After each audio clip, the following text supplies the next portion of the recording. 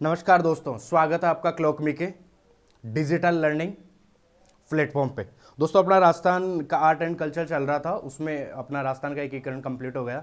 आज से अपन राजाओं का इतिहास पढ़ेंगे, तो उसमें अपना सबसे पहले रहेगा मेवाड़ का इतिहास। वहाँ से अपन राजस्थान का इतिहास पढ़ना प्रारंभ करेंगे। तो सबसे मेजर जो राजस्थान का इतिहास है, सबसे लंबा, सबसे ज़्यादा या सबसे बड़ा, या जिसके बारे में सबसे ज़्यादा लिखा गया है, तो वो है मेवाड़ का इतिहास या मेवाड़ रियासत के बारे में पढ़ना।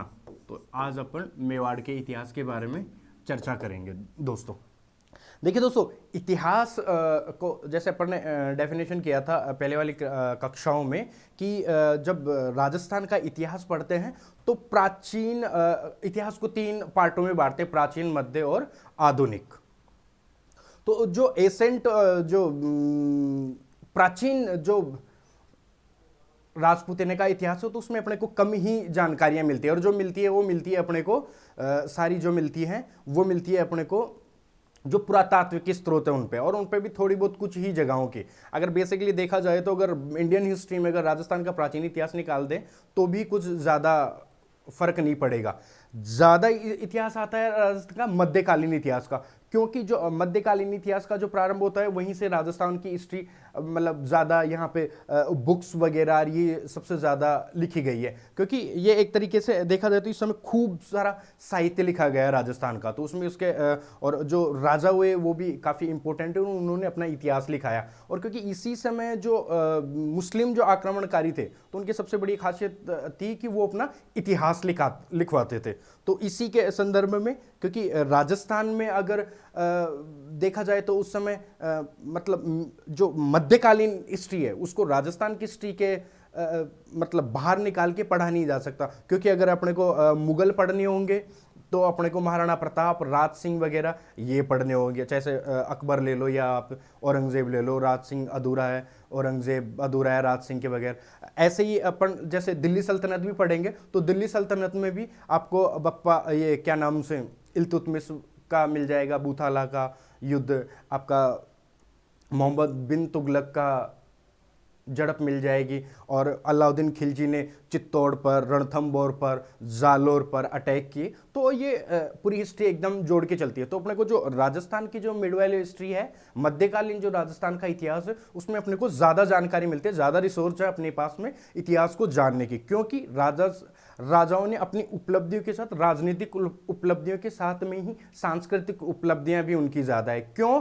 क्योंकि राजा अच्छे से मतलब अपना इतिहास लिखवाने लगे, और जो बढ़िया बढ़िया राजा हुए वहीं से फिर इनकी विकास हुआ सांस्कृतिक। तो आर्ट एंड कल्चर का पार्ट भी अपन इसमें साथ लेते हुए चलेंगे। अब अपन जो सबसे मेजर जो हिस्ट्री, अगर खूब लंबी चौड़ी जिसके बारे में ज़्यादा जानकारियां हैं, या सबसे ज़्यादा बड़ी जो रियासत है या सबसे जो प्राचीन रियासत है, वो है मेवाड़। क्योंकि आप चाहे से तीसरी चौथी की बुक उठा के देख लो 10वीं तक, आपको कहीं ना कोई टॉपिक महाराणा कुंभा, महाराणा प्रताप, राज सिंह, हमीर देव, क्या नाम से रत्न सिंह, इन सब के बारे में आपको कहीं ना कुछ जरूर मिलेगा, है ना। बप्पा राव या अल्लट हो, आलू राव, इन सब के बारे में आपको हिस्ट्री मिलेगी। तो आज अपना प्रारंभ जो टॉपिक है जो स्टार्ट हुआ है वो है मेवाड़ का इतिहास। यहां से अपन मेवाड़ का बारे में हिस्ट्री का पता करेंगे। ठीक है दोस्तों, तो सबसे पहले अगर किसी भी रियासत के बारे में अगर अपने को जानकारी होती है या अपने को जानना है, तो पहले अपने को पता हो ये जो मेवाड़ है ये प्राचीन काल में किस नाम से जाना जाता था, या जो ये भू क्षेत्र है या जो ये भौगोलिक क्षेत्र है इसको किन किन नामों से पहले जाना था, पहले किस नामों से जाना जाता था, या जो आज ये जो क्षेत्र है ये इसमें कौन कौन सी जगहें शामिल थी। क्योंकि उस समय अलग अलग जो अपना देश थे, अलग अलग रियासतें थी, अलग अलग अपना प्रदेश थे, है ना। तो उसमें अलग अलग राज्य थे। तो ये मेवाड़ में, तो मेवाड़ का अपन सबसे पहले अगर कोई चीज देखेंगे तो वो देखेंगे मेवाड़ का भौगोलिक विस्तार, यानी कौन कौन से जो राज्य, रियासत, जो भूभाग है वो इस मेवाड़ रियासत में शामिल थे। तो मुख्यतः देखा जाता है भौगोलिक विस्तार अपन यहां लिखेंगे, भौगोलिक विस्तार।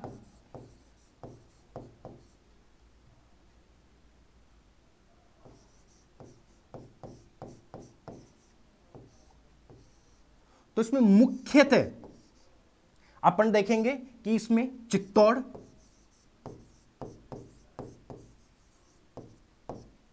राजसमंद,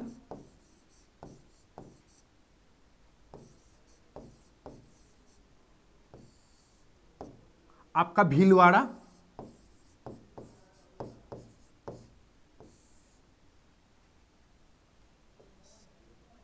प्रतापगढ़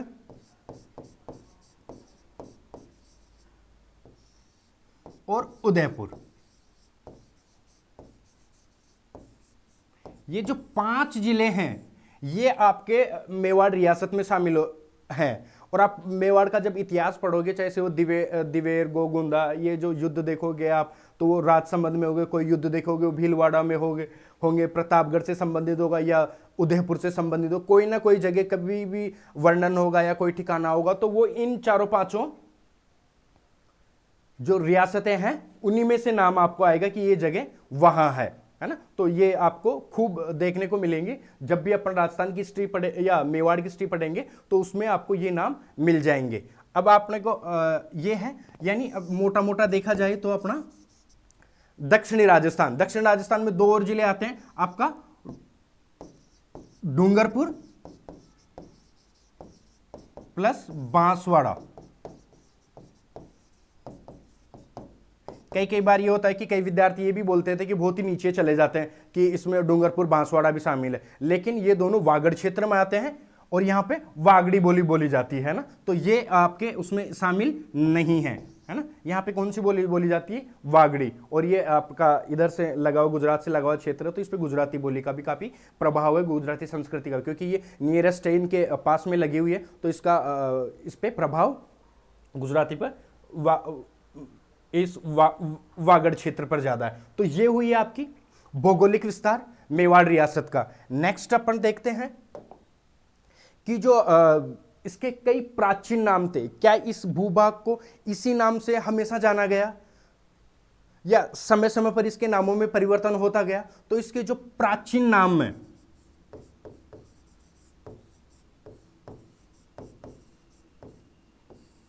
ये पुराने समय में किन किन नामों से इसको जाना जाता था मेवाड़ रियासत को? तो इसको मुख्य तो जो नाम मिलते हैं वो आपको एक मिलेगा मेदपाट,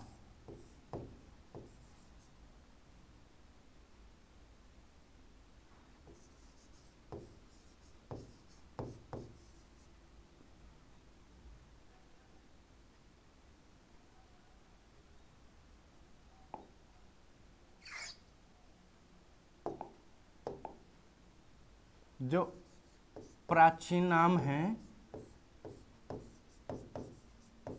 उसमें आपको सबसे पहले है वो आपका मेदपाट।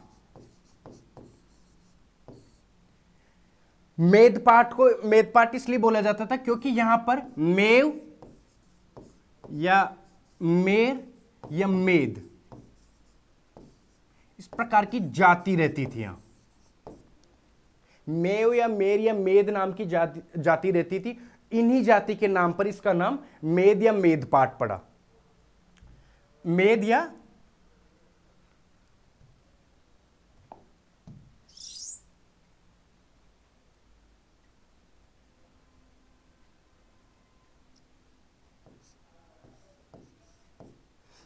मेदपाट इसका नाम पड़ा। जो दूसरा नाम है वो आता है आपका प्रागवाट। ये पठारी बाग होने के कारण इसको प्रागवाट बोला जाता, पठारी बाग होने के कारण इसको पठारी बाग बोला जाता था। तीसरा जो नाम आता है इसका आता है सिवी जनपद।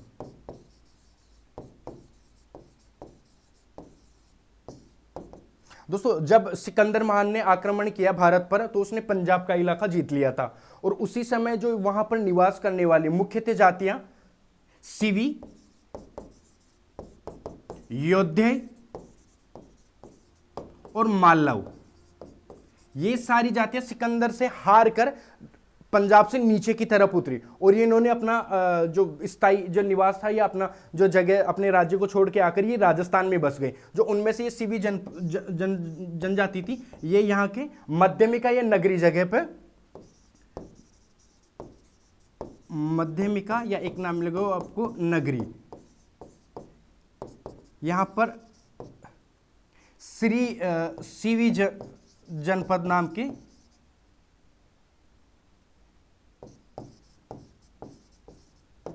यहां सिक्के मिले हैं। तो 3 प्राचीन नाम हो गए, मेदपाट क्योंकि मेर या मेर जाति मेव जाति के रहने के कारण, प्रागवाट पटारी बाग होने के कारण, और सीवी जनपद इसलिए क्योंकि सिकंदर महान के समय जो ये वहां पर जो निवास करती थी जातियां सीवी, योद्धे और मालव, वो वहां से हार कर अपना स्थान छोड़कर राजस्थान की तरफ आ गए और राजस्थान में रहने लगी। तो ये 3 अपनी जातियों के नाम पर इसके 3 नाम ये पड़े। तो ये इनके प्राचीन नाम हो गए दोस्तों।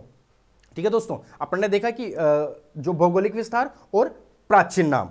अब नेक्स्ट जो टॉपिक आता है कि जो मेवाड़ जो रियासत थी उस पर किस वंश का शासक था, यानी कहीं ना कोई तो वंश होगा जिसने राज किया यहां पर।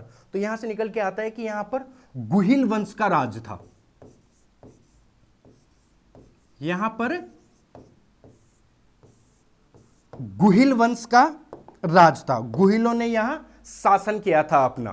तो गुहिलों में किसने शासन किया था या इनकी स्थापना किसने करी फिर? तो एक गुहिल था, गुहिल नाम का एक आदमी था, उसी ने इसकी स्थापना करी थी। और ये इनका आदि पुरुष था, जो स्थापना जो किसी भी शासन किया, किसी भी सत्ता किया, किसी भी वंश की स्थापना करते हैं, उसी को उसका आदि पुरुष मानते हैं और उसी के नाम पर इस वंश का नाम पड़ जाता है। तो इसको गुहिल को इसका आदि पुरुष बोला जाता है। आदि पुरुष या इस वंश का संस्थापक था ये, इसको इसका संस्थापक या इसको आदि पुरुष बोला जाता है गुहिल को। अब दोस्तों गुहिल कौन था, कहां से आया, कब आया, है ना, और इसने यहां पर इसने कब शासन स्थापित किया, तो इसके बारे में अपने को जानकारी देते हैं colonel James Tod. Colonel James Tod बताते हैं, सबसे जो पहले थ्योरी है अपनी वो टोड बताते हैं कि एक गुजरात में एक वल्लभी नाम की एक जगह थी, वहां का एक राजा था शिलादित्य, वहां का एक राजा था शिलादित्य, और इसकी पत्नी थी एक पुष्पावती।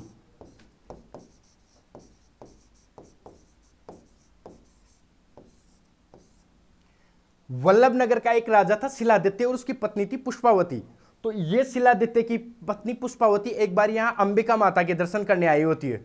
तो जब ये यहाँ दर्शन करने के लिए आई होती है तो ये दर्शन करके जा रही होती है, तो बीच में इसको कुछ ब्राह्मण मिलते हैं और वो बोलते हैं कि आपके जो पति थे उस पर शत्रुओं ने अटैक किया है और वो लड़ते हुए वीरगति को प्राप्त हुए हैं, और जो आपकी जो इनकी जो महाराजा की बाकी रानियां थी जो उनके साथ सती हो गई। तो ये भी चाह रही थी कि मैं भी, पुष्पावती ने भी कहा कि मैं भी मेरे पति के साथ में सती होंगी, लेकिन उन ब्राह्मणों ने कहा, क्योंकि ये उस समय गर्भवती थी, पुष्पावती उस समय क्या थी, गर्भवती थी, है ना, ये गर्भवती थी। तो उन ब्राह्मणों ने बोला कि और ये था कि गर्भवती स्त्रियां सती नहीं हो सकती थी। तो उन्होंने इस बच्चे को जन्म दिया और जन्म देने के बाद में उन ब्राह्मणों को ये जो बच्चा का जन्म हुआ और इन्होंने ब्राह्मणों को इस बच्चे को दे दिया और ये सती हो गई। ऐसा कहा जाता है कि इन ब्राह्मणों ने कहीं इस डर से कि कहीं शत्रु आके इस बच्चे को भी नहीं मार दें, तो इनको एक गुफा में ले गए, एक गुफा में रहने लगाए और गुफा में इसका लालन पोषण हुआ। इसी कारण इसका गुफा में रहने के कारण इसका नाम पड़ा गुहादित्य या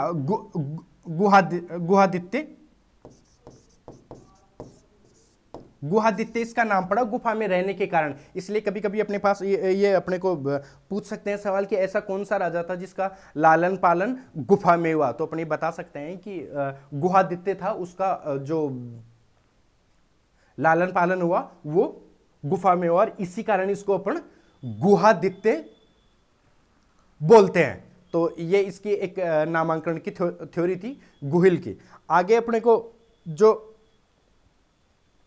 एक अभिलेख मिलता है वो मिलता है, एक अभिलेख जो मिलता है अपने को वो मिलता है आपका। अभिलेख से पहले दोस्तों एक ये बात थी कि जो अबुल फजल है,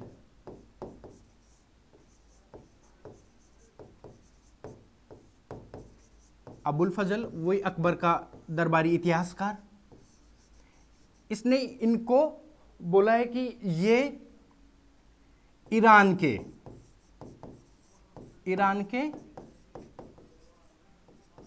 नौशेरवा का आदिल, ये अलग सी थ्योरी दी है अबुल फजल ने कि ये अबुल फजल ने थ्योरी दी कि ईरान के नौशेरवा खा आदिल के वंशज से संबंधित थे आपके गुहिल, तो एक ये थ्योरी है। फिर colonel James Tod plus Nancy, जो जोधपुर के इतिहासकार हैं, मुहैण तो नैन्सी, इन्होंने अपनी मुहैण तो नैन्सी लिख्यात अपनी बुक लिखी है। और कर्नल जेम्स टोड ने अपनी बुक लिखी है एनल्स एंटिक्विटीज ऑफ राजस्थान। उन्होंने ये बताया है कि जो गुहिलों की जो शाखाएं हैं वो 24 शाखाएं हुई हैं। गुहिलों की जो शाखाएं हुई हैं वो 24 शाखाएं हुई हैं। 24 शाखाओं ने अलग अलग जगहों पर अपना राज किया है, जिसमें सबसे प्रमुख मानी जाती हैं वो तो चित्तौड़ वाली है। एक तो आपकी जो मेवाड़ में, जो मेवाड़ कह दो चित्तौड़ कह दो, मेवाड़ में जिसने राज्य किया।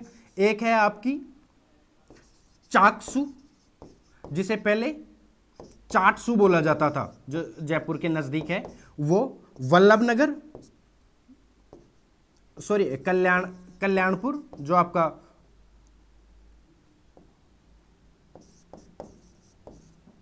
गुजरात में है। एक आपका महाराष्ट्र, जो शिवाजी थे वो महाराष्ट्र, और एक जो नेपाल।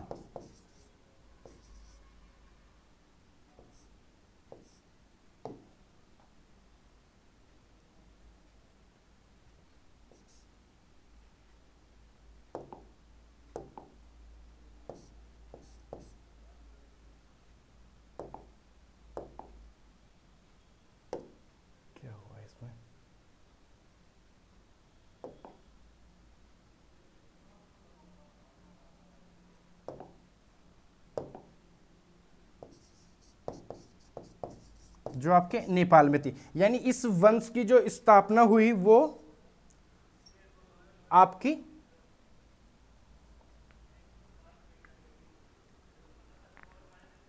चित्तौड़, चाकसू, कल्याणपुर, महाराष्ट्र और नेपाल में, यानी भारत के साथ साथ ये विदेशों में भी इसकी स्थापना हुई। तो अलग अलग जगहों पर इसकी स्थापना हुई और अलग अलग समय पर इन्होंने राज्य किया। तो ये इनकी ब्रांच है और ये मोस्ट इंपोर्टेंट फैक्ट है दोस्तों, इसको याद रखना कि कौन कितनी शाखाएं और किन्होंने इसको बताई। तो आपके कर्नल जेम्स टोड और सूर्यमल मिश्र ने। कर्नल जेम्स टोड की बुक है एनल्स एंटिक्विटीज ऑफ राजस्थान, और आपकी जो मुहैण तो नैन्सी की बुक है वो मुहैण तो नैन्सी ख्यात। नेक्स्ट पेज पे अपन आते हैं दोस्तों। तो ये तो हो गया इनका आपका कि कहां कहां इन्होंने अपना शासन किया, इस बारे में अपने को अच्छे से जानकारी मिल रही है। फिर इसके बाद में दोस्तों अपन जो नेक्स्ट जो आता है कि एक मिनट पानी पी लूं मैं।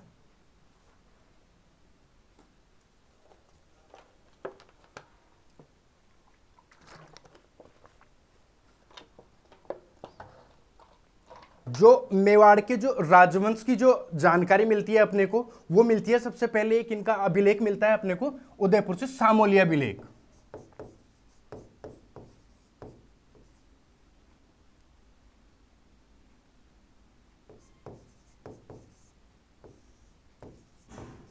सामोली अभिलेख मिला है,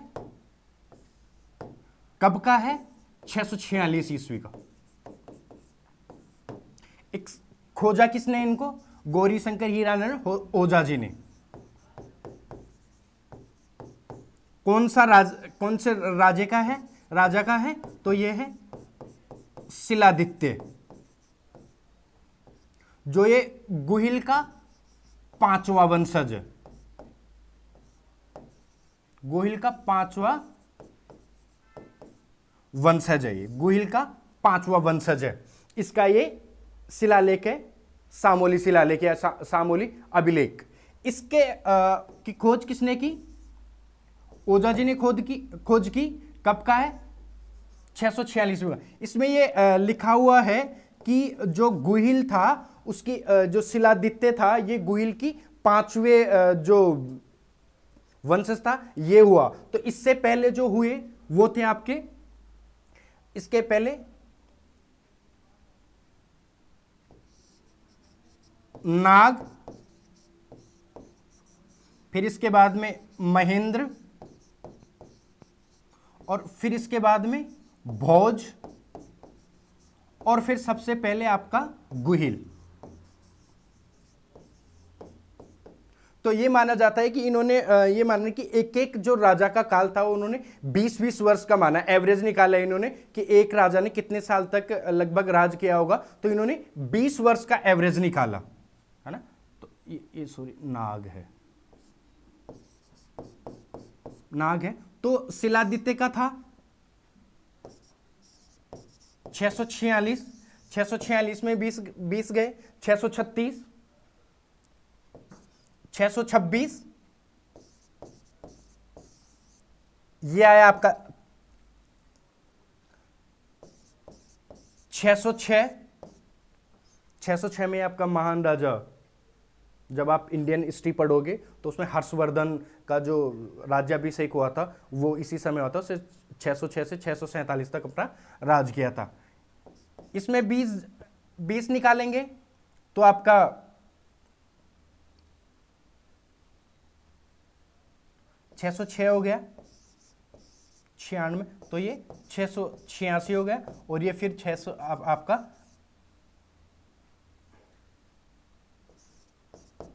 566 हो जाएगा।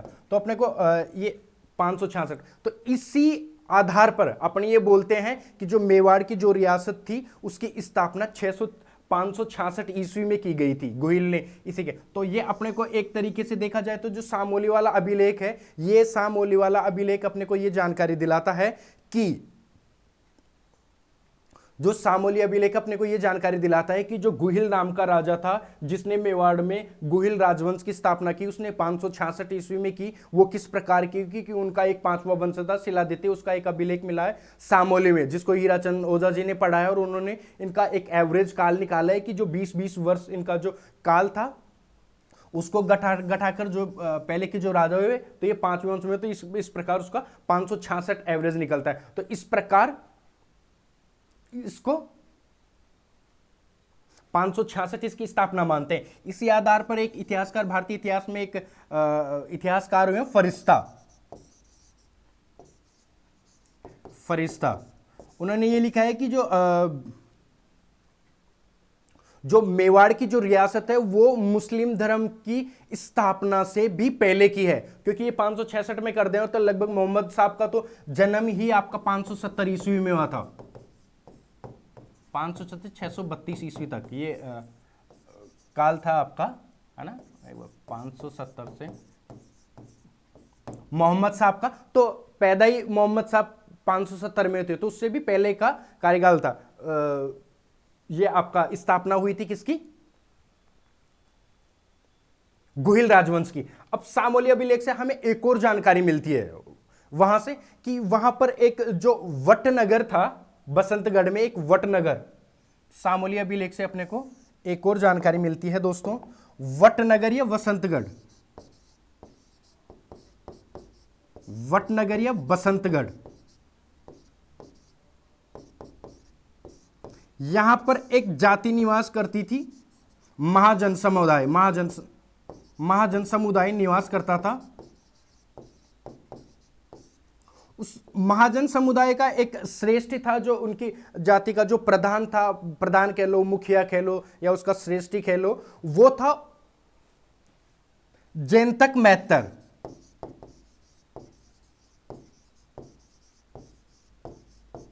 ये अपने समुदाय से इजाजत लेता है और ये यहां सामोली में आता है, और यहां पर आकर इसने एक अरण्यवासिनी,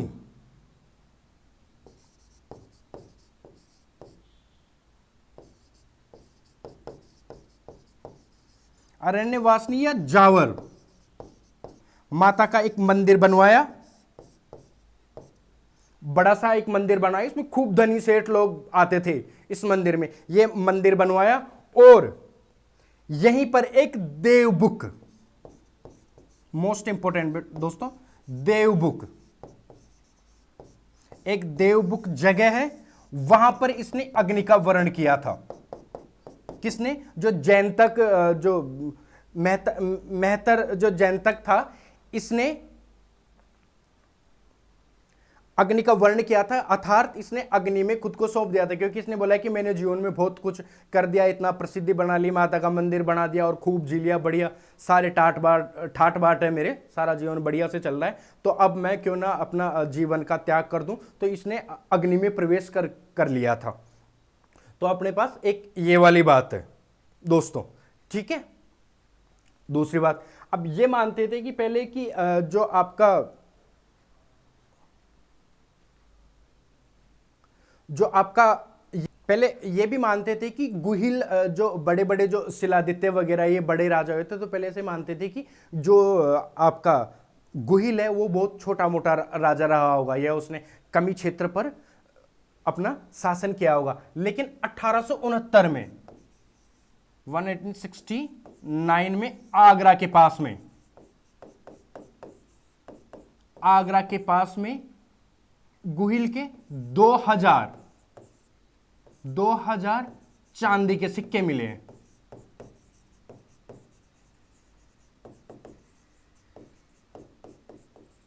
ये दोस्तों एक इंपॉर्टेंट बात अपने को याद रखनी है कि जो चांदी के 2000 चांदी के सिक्के मिले हैं वो आगरा के पास से मिले। किसके मिले हैं? वो मिले हैं आपके, पांचवा वंशज हो गया आपका, ये आपका 632 हो जाएगा 570 से, मोहम्मद साहब वाला। तो ये चांदी के सिक्के मिले हैं और शिलादित्य का एक तांबे का सिक्का भी मिला था। शिलादित्य का एक तांबे का सिक्का, ये भी दोस्तों अपने को, ये शुरुआती जो राजा थे उनकी ये जानकारियां थी अपने पास। और इस पे आपका क्या नाम से इन अपने को कैसे पता चलता है कि इस पे श्री गुहिल, इन सिक्कों पर श्री गुहिल लिखा हुआ था। इन सिक्कों पर क्या लिखा हुआ था? श्री गुहिल लिखा हुआ था। इसलिए अपने को ये पता चलता है कि ये गुहिल के। अब जो मोस्ट जो अगला जो राजा आता है इंपॉर्टेंट अपने पास, वो आता है आपका बप्पा राउल।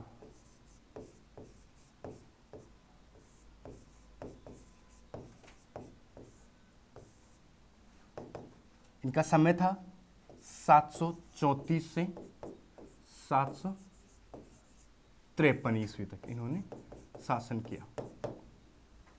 बप्पा राउल का देखा जाए तो जो बप्पा राउल थे वो पहले मुख्य राजा हुए हैं मेवाड़ के इतिहास में। जो मुख्य थे जो राजा हुए हैं वो, और जहां से अपने को अच्छी सी जानकारियां मिलने लग जाती है वो बप्पा राउल से अपने को मिलने लग जाते हैं, लगभग 734 से लेकर 753 तक। सबसे बड़ी बात ये क्या नाम से, एक तो हरित ऋषि की गायें चराते थे।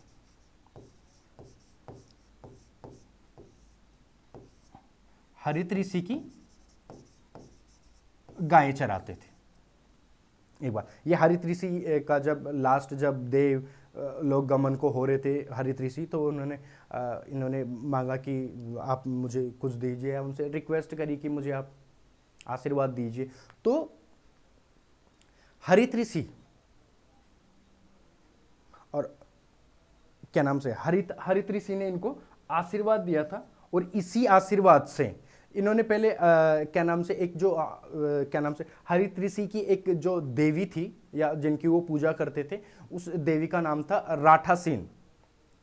राठासन देवी थी। राठासन एक देवी थी, उसकी इन्होंने क्या नाम से सेवा करी और इन्होंने इसको क्या नाम से आशीर्वाद दिया, और ये प्रसन्न हुई और इन्होंने आशीर्वाद दिया कि आप शिव जी की पूजा करिए, महादेव की पूजा करिए आप। और फिर ये बोलते हैं कि जो हरित ऋषि थे इन्होंने साथ मिलकर ये महादेव की सेवा करी, और उन्हीं के आशीर्वाद से 734 में इन्होंने 734 में एक यहां पे मान मौर्य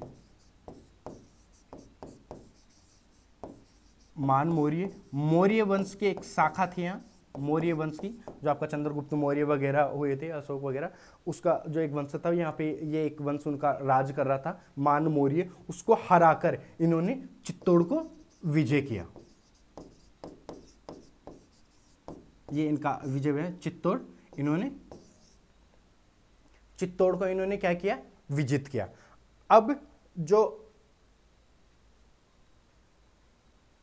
क्या नाम से इन्होंने चित्तौड़ को विजय किया, तो एक तो ये इनकी सबसे क्या नाम से बड़ी उपलब्धि थी कि इन्होंने मान मौर्य को हराकर अपना यहाँ पे, ठीक है दोस्तों। तो इससे पहले थोड़े से अपने को ये जानकारी लेना जरूरी है कि जो बप्पा राउल थे, इसको जो कर्नल जेम्स टोड थे उन्होंने इसको शिलादित्य माना, है ना। बप्पा राउल को जो टोड थे अपने, उसने इसको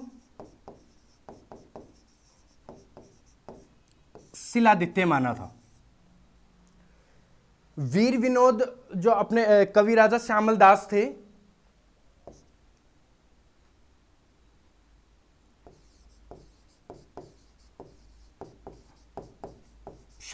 कवि राजा श्यामल दास, उन्होंने अपनी एक बुक लिखी वीर विनोद। उन्होंने सबसे पहले ये अपने को ये बताया, सर्वप्रथम ये बताया कि ये इनकी उपाधि है, ना कि इनका नाम है। ये इनकी उपाधि है, ना कि इनका नाम है। ये सबसे पहले अपने को किसने बताया, वीर विनोद के जो लेखक हैं कवि राजा श्यामल दास, और इन्होंने महेंद्र को इसका पोता बताया। वीर विनोद के जो लेखक हैं उसको महेंद्र का पोता बताया इन्होंने। अब इनके जो नामांकन जो हुआ बप्पा राउल का, एक्चुअली में इनका जो मूल नाम था वो था कालभोज। जो मूल नाम था वो कालभोज था, और ये सर्वप्रथम पहले किसने दिया, आपके ओझा जी ने। क्योंकि इन्होंने एक जो आपके जो प्रशस्ति या जो मुहैन तो नैन सिरी ख्यात, इनमें सब में देखकर इन्होंने जो इनका जो पुत्र था उसमें प्रशस्ति, ख्यात, है ना, इसमें इनका जो पुत्र का नाम बताया था वो बताया था खुम्माण। इनके जो पुत्र का नाम बताया था वो बताया था खुम्माण। और एक ओटपुर आपकी एक अभिलेख है ओटपुर में,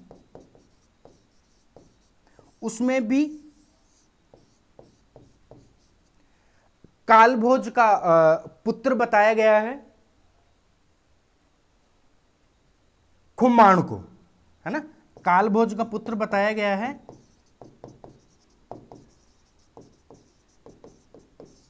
खुम्माण को। तो इसलिए ये प्रमाणित किया है ओझा जी ने। ये सबसे पहले ये बताया कि कालभोज इनका मुख्य नाम था, और जो बप्पा राउल इनकी उपाधि थी वो उपाधि थी इनकी बप्पा। क्योंकि आप जो उस समय गुजरात वाले में जाओगे तो वहां पे और उनको बाऊजी बोलते हैं या बापू बोलते हैं। जैसे आपके महात्मा गांधी थे तो उनको बापू बोलते थे, है ना। तो वो एक तरीके से बापू या बप्पा या बाऊजी ये सम्मान का प्रतीक माना जाता है। जैसे दक्षिण भारत में बोलते हैं दादा क्या हाल चाल है, मतलब बड़े भाई को या जिसे अपने को आदर भाव देना हो या जिसे इज्जत देनी हो, जो सम्मान का प्रतीक हो। और ये तो राजा थे तो सम्मान तो देना ही था, है ना। तो इसलिए उसका नाम बप्पा राउल पड़ गया, है ना। तो ये उनकी उपाधि थी, ना कि उनका नाम। जो उनका मुख्य नाम था वो था उनका कालभोज। सबसे बड़ी बात अपने को याद रखनी है, ठीक है दोस्तों। और वो किसने दिया था, आपके ओझा जी ने सर्वप्रथम अपने को ये बताया था कि ये इनकी उपाधि है बप्पा राउल,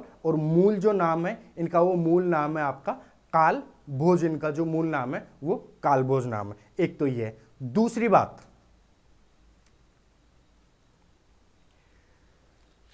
ये था कि इन्होंने, एक तो अपने इनकी एक विजय तो ये देख ली, इनकी जो थी, अपने इनका नाम देखा, फिर इनकी विजय देखी कि इन्होंने क्या नाम से मान मौर्य को हराकर और यहां पर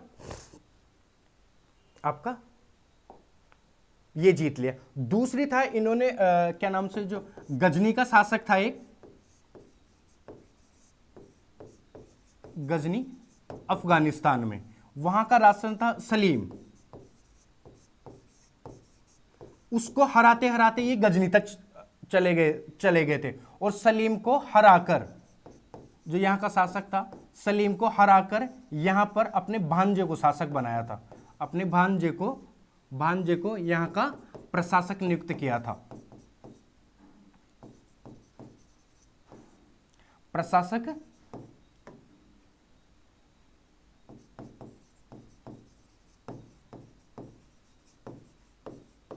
यहां का प्रशासक नियुक्त किया था किसने?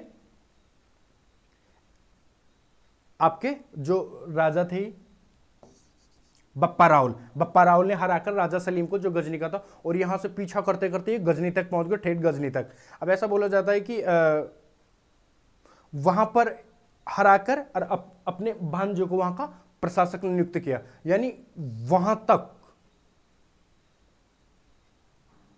कितनी लंबी दूर तक, यानी कितना महान राजा रहा होगा कि गजनी तक ही हरा दिया। अब इसमें एक दोस्तों मुख्य जो बात है वो ये है कि लगभग भारत में, अच्छा भारत में मुस्लिम जो पहला सफल मुस्लिम आक्रमण हुआ था वो हुआ था आपका 712 में, अरब आक्रमण हुआ था, वो मोहम्मद बिन कासिम था आपका, उसने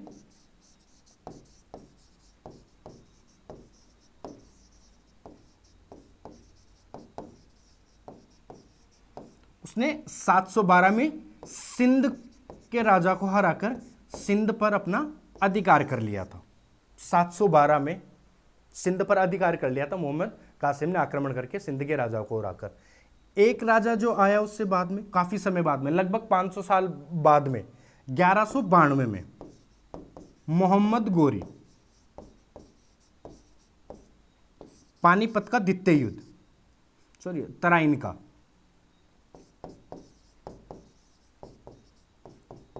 का सेकंड युद्ध, उसमें पृथ्वीराज चौहान, जो पृथ्वीराज थर्ड है आपके, उसको हराकर मोहम्मद गोरी ने भारत में स्थायी आपके जो मुस्लिम जो शासन की स्थापना थी, जो मुस्लिम साम्राज्य था उसकी स्थापना करी थी। फिर इसके बाद में 1206 से आपकी दिल्ली सल्तनत का प्रारंभ हुआ था। लेकिन जो 712 में पहली बार आक्रमण, मतलब सफल आक्रमण होने के बाद में इतने लंबे समय तक, लगभग 480-500 साल तक, 500 सालों तक, 500 सालों तक इन मुस्लिम आक्रमणकारियों को किसने रोके रखा? और इसी कारण जो राजपूत थे वो अपने काफी प्रसिद्धि मिली उनको, क्योंकि इन मुस्लिम आक्रमणों को रोकने में कहीं ना कहीं इन जो राजपूत शासक थे इन्होंने अपना अहम योगदान दिया था, अपना महत्वपूर्ण भूमिका निभाई थी मुस्लिम आक्रमणकारियों के रोकने में, क्योंकि इन्होंने इन मुस्लिम आक्रमणकारियों को 500 साल तक रोके रखा, 500 साल तक रोके रखा मुस्लिम आक्रमणकारियों के। और इसी विजय के कारण बप्पा राहुल को, इसी विजय के कारण अपने एक सीवी वैद्य जी, एक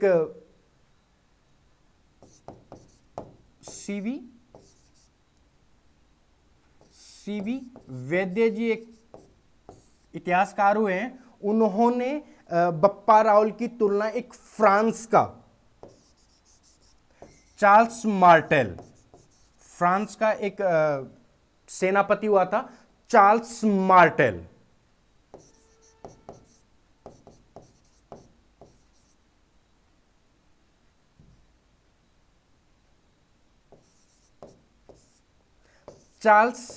मार्टेल, फ्रांस का एक हुआ था सेनापति, जिसने यूरोप में या फ्रांस में मुस्लिम आक्रमणकारियों को रोका था। ठीक उसी प्रकार आपके यहां बप्पा रावल ने मुस्लिम आक्रमणकारियों को भारत में आने से रोका था। इसलिए सीवी जो वैद्य जी हैं, चिंतामणि जी, इन्होंने बप्पा रावल की तुलना चार्ल्स मार्टेल से की है। चार्ल्स जो मार्टेल हैं उनसे इसकी तुलना की है सीवी वैद्य ने चार्ल्स मार्टेल से। तो ये आपका दोस्तों बप्पा रावल हो गया। बप्पा रावल का एक इन्होंने मुद्रा भी चलाई थी अपनी, 115 ग्रेन का इन्होंने अपना एक सिक्का चलाया था। 115 ग्रेन का इन्होंने क्या चलाया था? 115 ग्रेन का इन्होंने सिक्का चलाया था।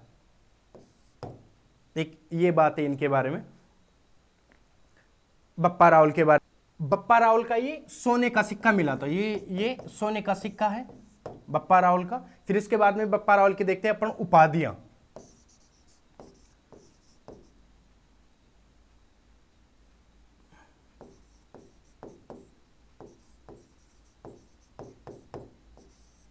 जो इनकी उपाधियां हैं वो एक है हिंदू सूर्य,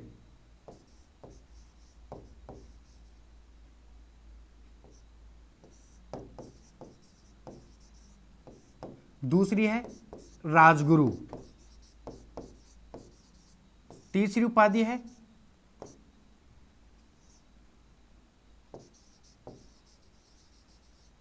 चकवे। ये मुख्यतः 3 उपाधियां हैं। हिंदू सूर्य क्योंकि इन्होंने मुस्लिम आक्रांताओं से रक्षा की हिंदू धर्म की, इसलिए ये अपने आप को हिंदू सूर्य बोलते हैं। इसीलिए मेवाड़ के जो राजा थे वो हिंदुआ सूरज कहलाते थे। दूसरी राजगुरु, क्योंकि ये इन्होंने बहुत राजाओं को हराया, तो ये राजनीति में पारंगत हो गए थे, इन्होंने राजगुरु की उपाधि धारण करी। चकवे, जो चारों दिशाओं को जीत ले, जिसने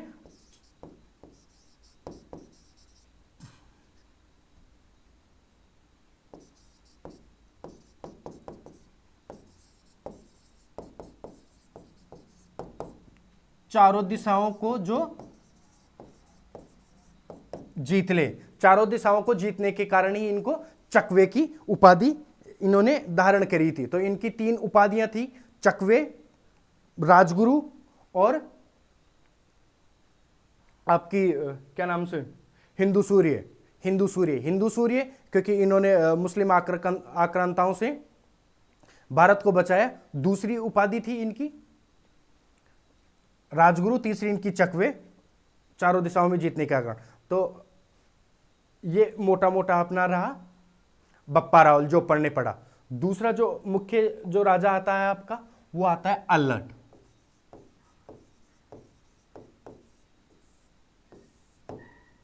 अल्लट, देखिए अल्लट के बारे में अपने को जानकारी मिलती है एक आठपुर अभिलेख,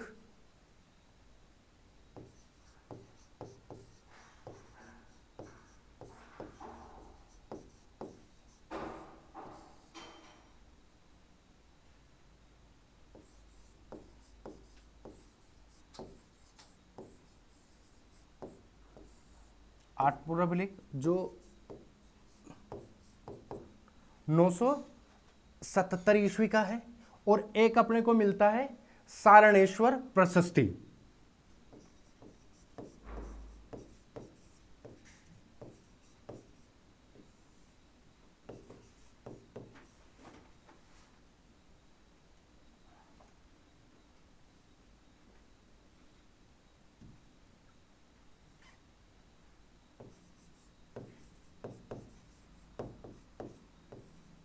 नौ सौ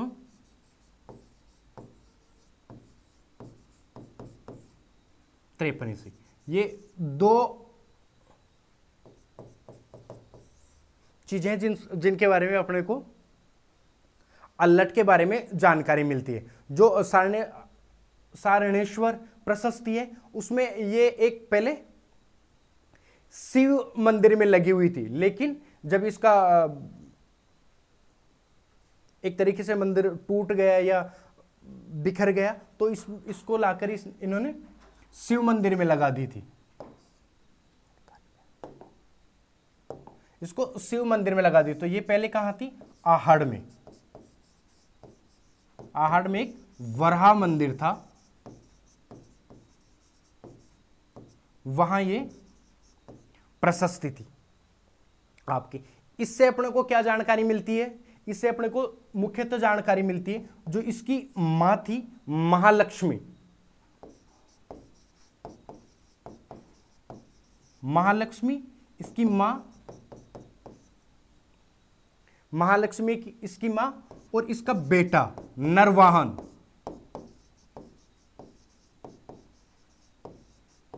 नरवाहन, इनके बारे में जानकारी मिलती है। इनकी मां लक्ष्मी और बेटा नरवाहन, इनके बारे में जानकारी मिलती है। एक इन्होंने आहड़ को अपनी सेकंड राजधानी बनाया, इसके बारे में जानकारी मिलती है। तीसरी जो और अपने को जानकारी मिलती है वो मिलती है इनकी नौकरशाही से।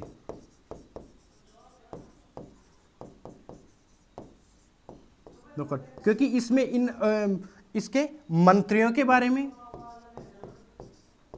अमात्य, महासंधि विग्रह,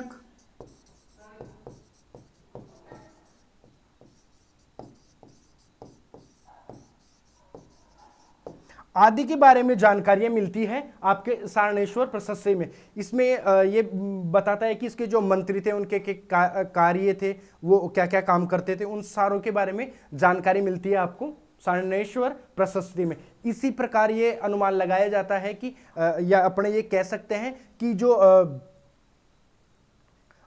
मेवाड़ में सर्वप्रथम नौकरशाही की, इसी के कारण मेवाड़ में सर्वप्रथम नौकरशाही की जो स्थापना करी गई थी वो इन्हीं के द्वारा की गई थी। सर्वप्रथम मेवाड़ में नौकरशाही की स्थापना किसने की थी? अल्लट ने। ठीक है, ये तो हो गया आपका पहला। दूसरा जो आपका आठपुरा अभिलेख है वो एक शक्ति कुमार एक राजा है उनका है। शक्ति कुमार राजा है उनका ये अभिलेख है। शक्ति कुमार राजा का ये अभिलेख है। इसमें वंशावली दी गई है गुहिल से लेकर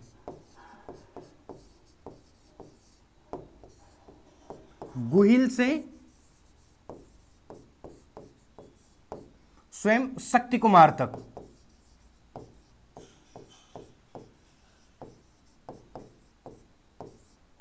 शक्ति कुमार तक इसमें वो दी गई है।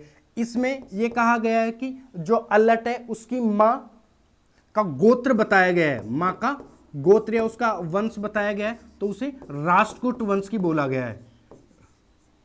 किसकी जो मां है वो राष्ट्रकूट वंश की है। एक और जो महत्वपूर्ण जानकारी मिलती है कि जो पहला अंतरराष्ट्रीय विवाह जो इन्होंने किया था, भारत का पहला, हूण राजकुमारी हरिया देवी।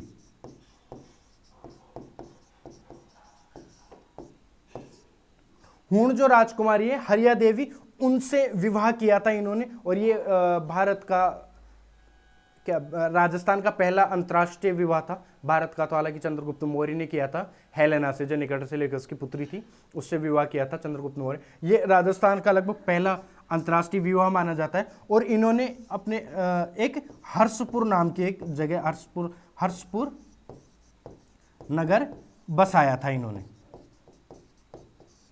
तो ये इतनी सारी जानकारी अपने को कहां से मिलती है? सारणेश्वर प्रशस्ति से, जिसमें ये जो लगी हुई थी ये आहड़ के वराह मंदिर में लगी हुई थी। महालक्ष्मी उनकी मां के बारे में बताया गया है, उनके बेटे का नाम नरवाहन बताया गया।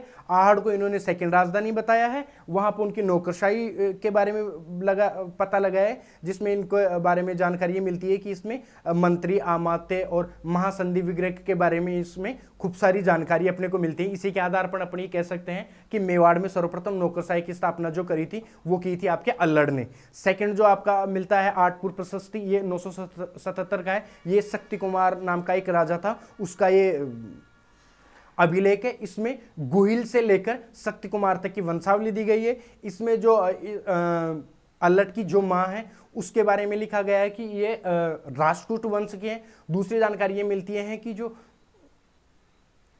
इनकी पत्नी है अल्लट की, इन्होंने विवाह किया था हूण राजकुमारी हरिया देवी से और उन्होंने हर्षपुर एक जगह बसाई थी। तो ये अपने को जानकारी मिलती है अल्लट के आठपुर अभिलेख से। अच्छा, अल्लट को एक बोला जाता था आलू राउल।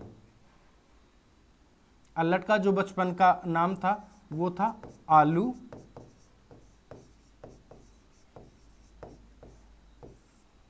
अल्लट के जो बचपन का नाम था वो था आपका आलू राउल। तो आलू राउल इनके बचपन का नाम था, क्योंकि राजस्थान में अक्सर नाम बिगाड़ने की है और देर छोटे छोटे को बोल दिया होगा आल्या आल्या आला, तो ये आलू राउल हो गया।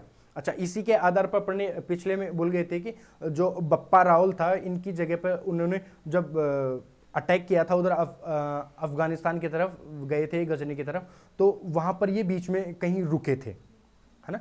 तो उस जगह को धीरे धीरे ये बोले कि ये राउल का पिंड या जहाँ पे इन्होंने अपना कैंप डाला था, तो उस जगह को बोलने लगे राउल का पिंड, राउल का पिंड, राउल का पिंड।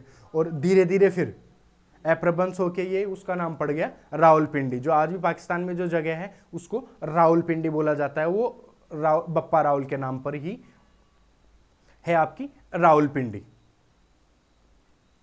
ठीक है, तो ये अपने को याद रखना है दोस्तों।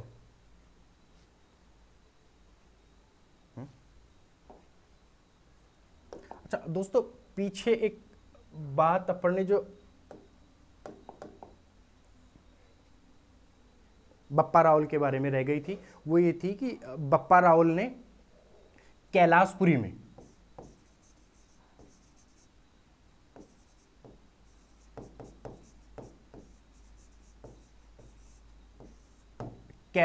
में एकलिंग जी का मंदिर बनवाया था।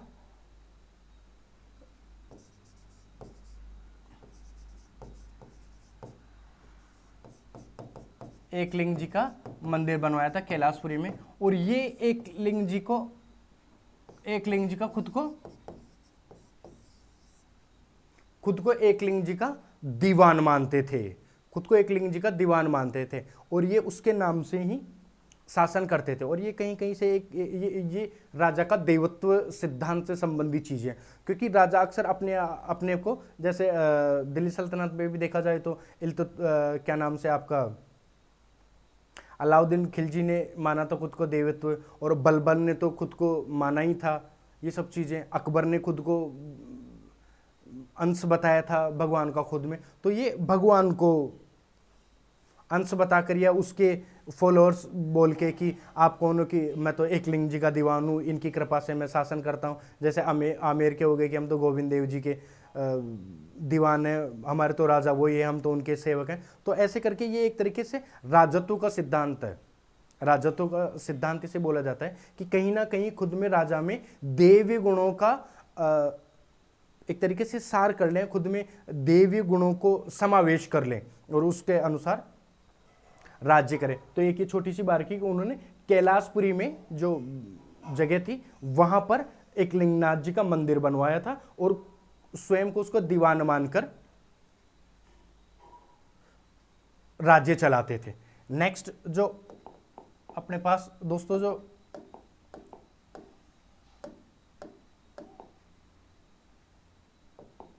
राजा हैं वो हैं आपके जेत्र सिंह।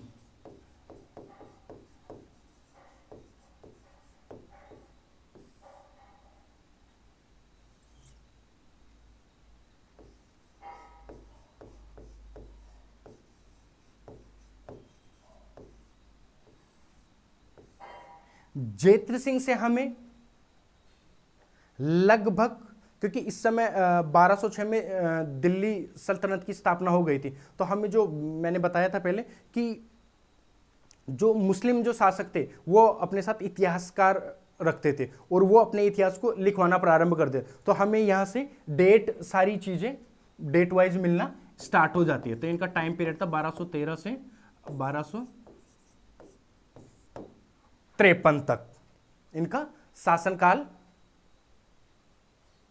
माना जाता है आपके जेत्र सिंह का। जेत्र सिंह की सबसे जो बड़ी जो एक अपने को चीज जाननी है वो है बूथाला का युद्ध।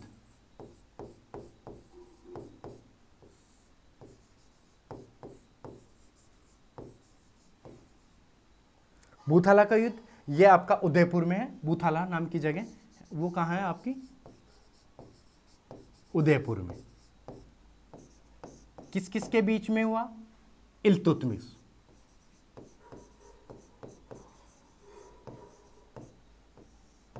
इल्तुतमिश और जेत्र सिंह के। कब हुआ? 1227 में। इल्तुतमिश कौन था? दिल्ली सल्तनत का राजा था। इस समय दिल्ली सल्तनत में गुलाम वंश की स्थापना हो चुकी थी। कुतुबुद्दीन ऐबक ने 1206 में गुलाम वंश की स्थापना की थी। फिर इसके बाद में कुछ समय के लिए कुतुबुद्दीन का बेटा था, उसने शासन किया और उसके बाद में वो अयोग्य था तो इल्तुतमिश ने सत्ता पे कब्जा कर लिया। इल्तुतमिश की जो पुत्री हुई थी, जो दिल्ली की पहली महिला शासिका थी, रजिया सुल्तान, तो उसे याद रखना। तो इल्तुतमिश के और बूथाला का ये क्या नाम से आपके जेत्र सिंह के साथ में बूथाला का युद्ध हुआ था। तो उसमें विजय जो हुई थी आपकी, जेत्र सिंह जीते थे। जेत्र सिंह इसमें विजय हुए थे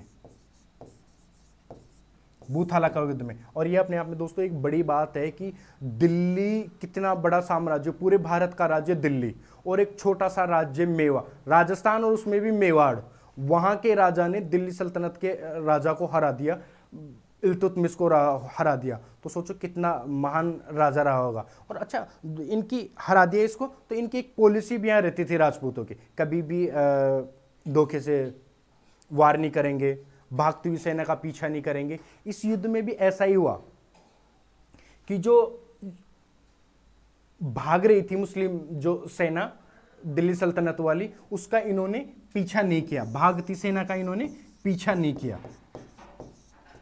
भागती सेना का पीछा इन्होंने किया। और इस सेना ने, जो भागती हुई सेना थी, इन्होंने नागदा को लूटा। नागदा को, क्योंकि ये सब तो युद्ध करने चले गए थे, नागदा एकदम खाली हो गया था, क्योंकि नागदा इनकी राजधानी थी अभी तक। तो मतलब फर्स्ट राजधानी इनकी यही थी। हालांकि सेकंड उन्होंने आहड़ भी बना ली थी, लेकिन जो राजधानी थी वो नागदा थी। नागदा को इन्होंने लूटा, क्योंकि नागदा एक समतल जगह पे बसा हुआ राज्य था। तो इन्होंने नागदा को लूटा। किसने? मुस्लिम सेना ने। भागती हुई जो सेना थी उसका पीछा नहीं किया कि इन्होंने, राजपूतों ने, और उन्होंने नागदा को लूटा यहां की सेना ने। एक तो ये बात इसी का। अच्छा, अपने को इस युद्ध के बारे में जानकारी कहां से मिलती है? तो एक राइटर हुए हैं आपके हरिविजय सूरी। एक राइटर हुए हैं आपके हरिविजय सूरी। हरिविजय क्या नाम से? आपके जयसिंह सूरी, सॉरी जयसिंह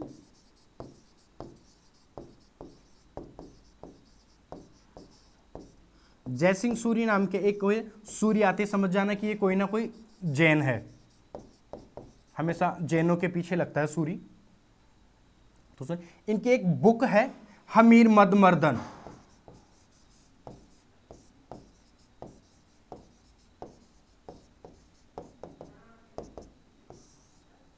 हमीर मद मर्दन, इसने अपने को इसके बारे में जानकारी मिलती है। कौन से युद्ध के बारे में?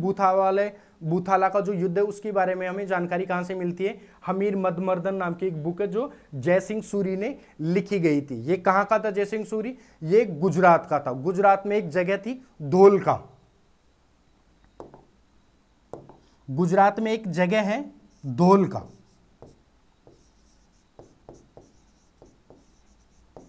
धोलका नाम की एक जगह है गुजरात में। और वहां का जो राजा था वो था आपका धवल बघेल, है ना? वीर धवल था वहां का राजा। ये वीर धवल बघेल। ये एक तरीके से सोलंकियों की ब्रांच थी, सोलंकी, है ना? सोलंकी यहां का राजा था। यहां के दो क्या नाम से देखा जाए तो इनके दो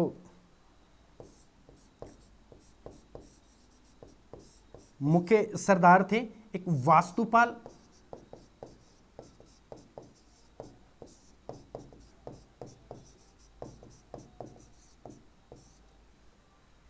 वास्तुपाल और तेजपाल। ये तो आपने सुना ही होगा क्योंकि ये जो अपने देलवाड़ा के जो जैन मंदिर है ना, उनसे ये अपने नाम सुना होगा।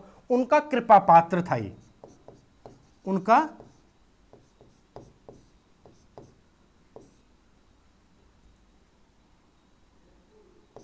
उनका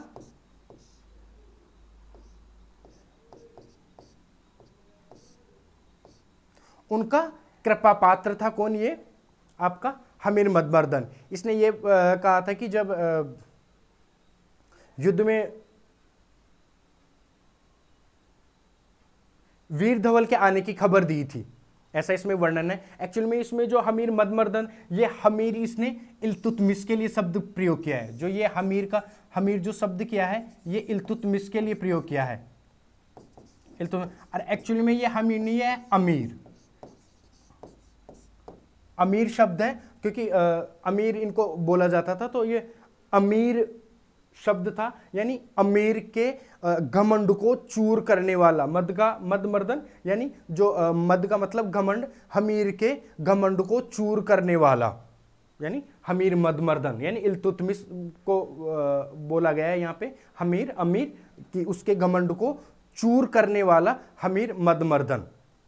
तो एक ही होगी। जैत्र सिंह का जो कार्यकाल है उसको मध्यकालीन, जो मध्यकालीन मेवाड़ का इतिहास है, मध्यकालीन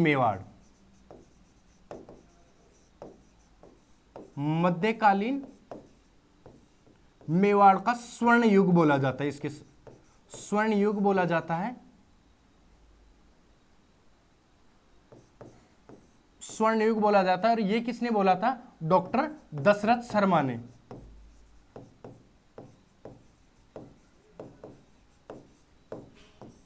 डॉक्टर दशरथ शर्मा के द्वारा जो जैत्र सिंह थे उनके शासनकाल को मेवाड़ का मध्यकालीन इतिहास का स्वर्ण युग बोला है मेवाड़ के डॉक्टर दशरथ शर्मा ने। ठीक है दोस्तों, तो आज अपन ने शुरुआत करी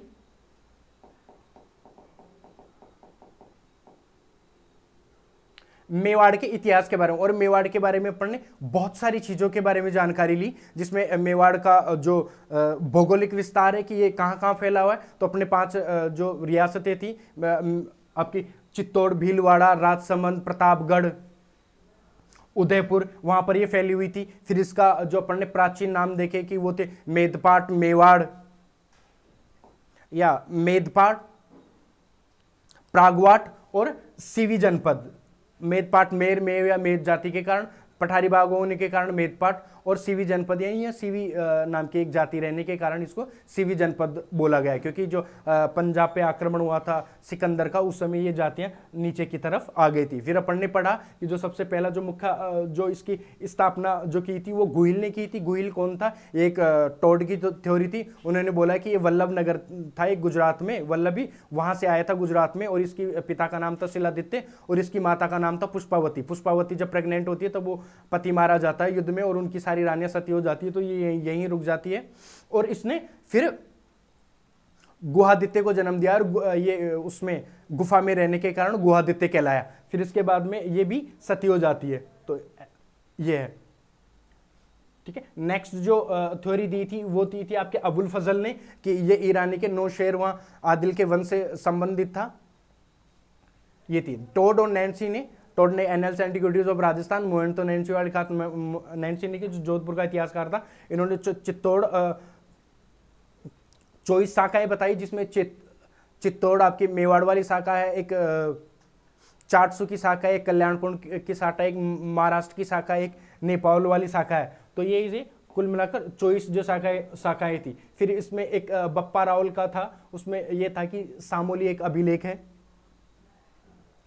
बप्पा रावल के बारे में एक सामोली अभिलेख है। सामोली अभिलेख बप्पा रावल के बारे में जानकारी मिलती है। बप्पा रावल उसकी उपाधि थी, क्योंकि बप्पा एक बाप के समान होता है, अपनी प्रजा को रखता है बाप के समान, और बापू एक सम्मान का प्रतीक है, जैसे बाऊजी, बापूजी या बापू। तो इस प्रकार उनका बप्पा रावल नाम पड़ा। और इसको सबसे पहले हीराचंद गौरीशंकर ओझा जी थे, इन्होंने बोला कि ये इसकी एक उपाधि थी। मूल जो नाम था इनका कालभोज था। और ये यहीं से भी होता है कि जो एक आपका अभिलेख मिलता है, आठपुर अभिलेख वगैरह और प्रशस्तियां और आपके जो मुहंतो नैन से ख्यात में, इसमें इनको खुम्मान को इसका बेटा बताया गया है। वैसे आठपुर अभिलेख में भी बताया गया है कि ये इसका खुम्मान इसका बेटा था, इसलिए कालभोज और वो एक ही आदमी थे, इसलिए इसका समानार्थी हो गया आपका कालभोज।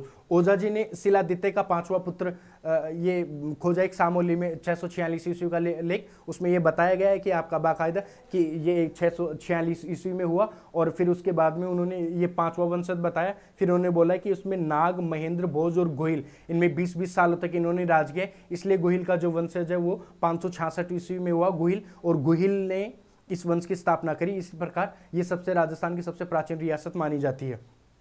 ठीक है। वटनगर वसंतगढ़ के जो महाजन समाज थे, वहां का जयंतक मैत्र था, उसने अपने समुदाय से इजाजत लेकर ये सामोली में आया और वहां अरण्यवासिनी या जावर माता के एक मंदिर बनाया। और उसमें मतलब खूब बड़ा मंदिर बनाया, उसमें बहुत धनी लोग भी आते थे। और इसने देवबुक नाम पर अग्नि में प्रवेश करके अपना जीवन समाप्त किया। ये थी फरिश्ता ने ये बोला कि ये जो मेवाड़ का जो राज्य है ये मुस्लिम धर्म से भी काफी प्राचीन है। फिर उसके बाद में बप्पा रावल आते हैं। बप्पा रावल के बारे में पढ़ने पढ़ाते कि जो बप्पा रावल है वो इनकी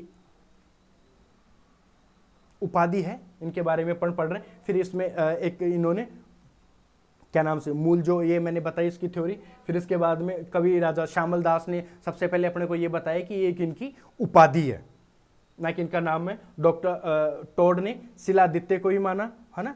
और जो वीर विनोद में थे वो महेंद्र को इनका पोता मानते हैं। ये अपने को हरित ऋषि की गायें चराते थे। 734 में राटासीन देवी की मदद से और महादेव जी के आशीर्वाद से, हरित ऋषि के आशीर्वाद से इन्होंने 734 में मान मौर्य को हराकर चित्तौड़ को विजित कर लिया। मूल जो इनका नाम था ये कालभोज ये था अपना। नेक्स्ट जो पढ़ने पड़ा कि गजनी में इन्होंने सलीम नाम का एक राजा था, वहां तक इनको हरा दिया और अपने भांजे को वहां का शासक नियुक्त किया। इसी वजह वहां पे इन्होंने अपना कैंप लगाए, वहां पे रुके तो उनको रावल का पिंड बोलने लगे और उसके बाद में इसका नाम रावलपिंडी हो गया। जो बप्पा रावल थे इन्होंने कैलाशपुरी में अपना एक मंदिर बनवाया एक लिंगनाथ जी का, जो लकुलिस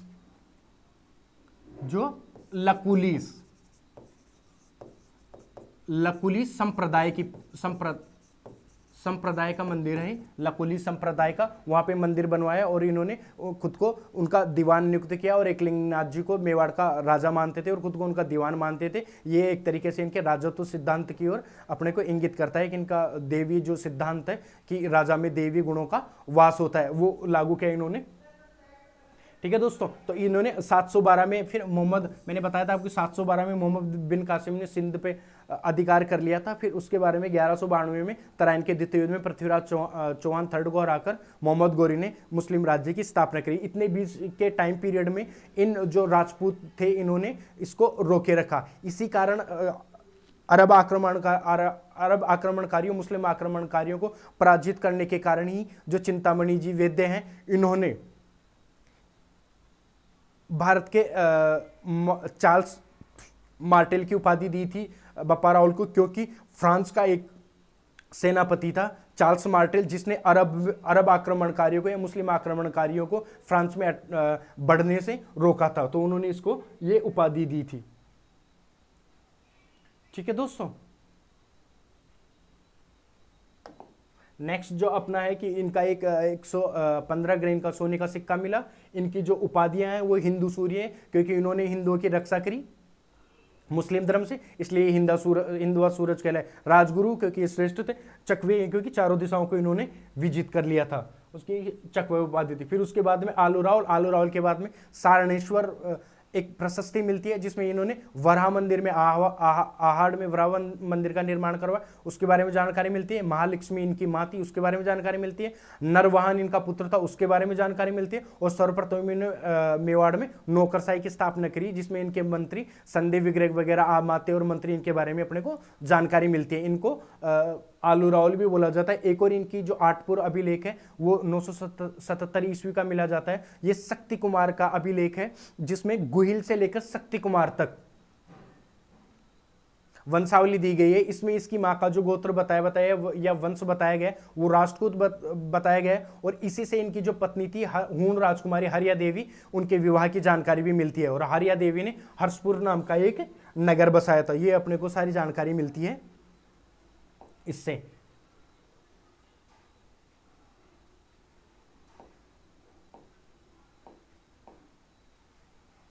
जो अगला जो अपने को जो राजा मिलता है वो मिलता है जेत्र सिंह, जिनको दशरथ शर्मा ने, डॉक्टर दशरथ शर्मा ने इनको मध्यकालीन मेवाड़ का स्वर्ण युग कहा है, क्योंकि इन्होंने भूथाला के युद्ध में इल्तुतमिश को, दिल्ली सल्तनत के जो गुलाम वंश के राजा थे इल्तुतमिश, उसको हराया था। और ये युद्ध हुआ था 1227 ईस्वी में। इसी प्रकार ये जब ये भागती हुई सेना का पीछा नहीं किया और इसने भागती हुई सेना ने नागदा को लूटा। इसी नागदा को लूटने के कारण परमारों को हराकर इन्होंने चित्तौड़ को जीता और सर्वप्रथम चित्तौड़ को राजधानी बनाया। ये भी दोस्तों अपने को याद इंपॉर्टेंट एक फैक्ट था। चित्तौड़ को अपनी राजधानी बनाया परमारों को हराकर। तो ये आपका है। और इसके बारे में अपने को जानकारी मिलती है। धौल का नाम गुजरात में एक जगह है, वहां का वीरधवल वघेला नाम का एक राजा था जो सोलंकियों की ब्रांच होती थी। उनके जो सरदार थे वो थे वास्तुपाल और तेजपाल, मंत्री थे उनके वास्तुपाल और तेजपाल। उनका कृपा पात्र था जय सिंह सूरी, उसने हमीर मदमर्दन लिखा था और उसके बारे में अपने को इसके बारे में जानकारी मिलती है। एक पूर्व अभिलेख है, उसके बारे में भी अपने को इसकी जानकारी मिलती है। जो अभिलेख है उसकी चीरवा अभिलेख से भी अपने को इसकी जानकारी मिलती है। तो ये दोस्तों अपने को याद रखें। ये अपने जेत्र सिंह तक पढ़ लिया दोस्तों। अगले क्लास में अपन स्टार्ट करेंगे फिर अगले राजा से।